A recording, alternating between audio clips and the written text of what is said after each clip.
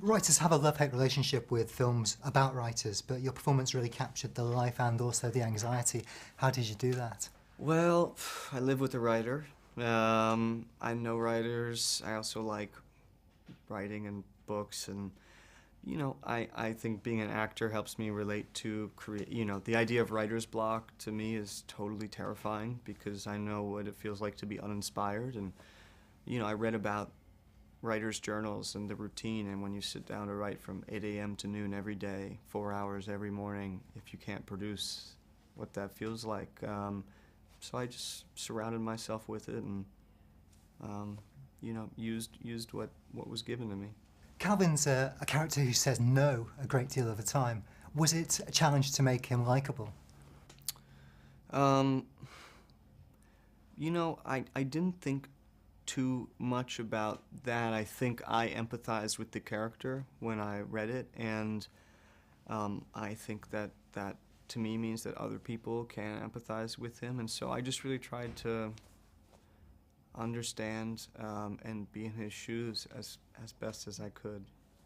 Of course, it's an intensely romantic film, at least for part of the story. Yeah. Was it nice to wallow in that romance? Yeah, of course. Yeah, it was so fun. I mean, there's so many fun shifts in the film. So to start, Calvin's in sort of a tough spot, and then he finds inspiration as a writer, and then he finds love. And he's got some fun family dynamics with his brother and even with his therapist. And, there's some wonderful relationships in the film. And yeah, to get to run around and, be in love is a good thing. I really want to ask you about working with Zoe, of course, but first, can you tell me about the dog? Yeah. Scotty, the character, was played by Oscar, the dog. First film. He knocked it out of the park.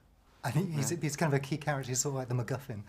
I think he's a good character, and somehow they cast this dog, and you look at him and Calvin, they sort of, they're similar in some way. It's amazing. You've now made 2 key films with Valerie and Jonathan. Is there a sense that your destinies are intertwined? No, I don't know about that, but I love them. I think they're some of the best people I know and that I've worked with, and I would work for them any day of the week. Yeah, so I hope I get to work with them again. And of course, you mentioned acting opposite Zoe, who also wrote the screenplay. So you're playing a character who creates her character, but really she created you.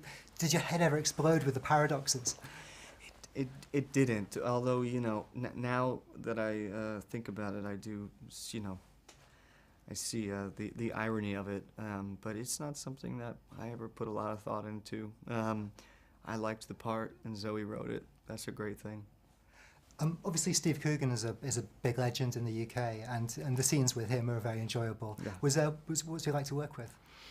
Well, Steve was great. I think Steve was the first person we thought of for that part. So we were excited to send it to him and excited that he wanted to do it. That he's a funny, whip-smart guy. I think he did a great job in the film. Apart from Scotty, the other non-human co-star was the typewriter. Mm-hmm. But at the end, Calvin trades it in. Was that sort of implying that he's sold his soul a little? No, I think it's implying that he's growing up. I think that's sort of a romantic object for him. And, I think Calvin has got a bit of arrested development in the beginning of the film, and part of his journey is really almost a coming of age or becoming a man. So he's, I think, letting go of some of the past with that. I think it's a positive thing. A bit of an obvious one, but if you could meet Calvin towards the start of the story, what advice would you give him?